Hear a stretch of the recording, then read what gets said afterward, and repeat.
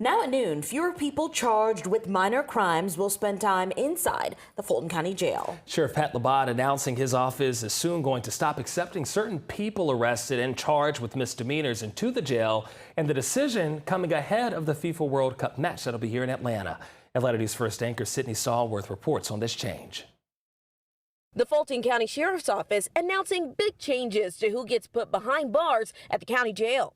Atlanta News First has learned starting July 1st, those who commit certain misdemeanors will no longer be jailed at Fulton County Jail unless you commit a crime involving domestic violence, sexual assault, or aggravated misdemeanors. The Sheriff's Office saying it is currently consulting with justice partners to plan for this change, and that the office first started looking into making this change in October 2025 because of concerns about overcrowding and deteriorating conditions. Because if you put them in jail, that's going to exacerbate the problem in our jail. This announcement comes less than a week after the Fulton County Board of Commissioners unanimously passed a resolution urging the sheriff to avoid jailing people for low-level offenses ahead of the World Cup. And then when these people go back to their respective countries, it's not realistic to think that they're going to come back for a court appearance. Though the sheriff didn't confirm whether the tournament is tied to this decision, Chairman Pitts told Atlanta News First keeping people out of the jail is a priority while we're on the world stage.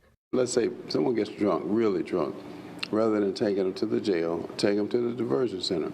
And that's what we're working with our police officers now, to let them know that this is a tool. It's a joint venture between the city of Atlanta and Fulton County. The Sheriff's Office is acknowledging last week's resolution in its announcement. Sheriff Pat Labat sharing this statement, quote, "As the sheriff, it's my responsibility to implement a pathway forward that aligns with what's best for our residents, community public safety, and the consent decree." Sydney Stallworth, Atlanta News First.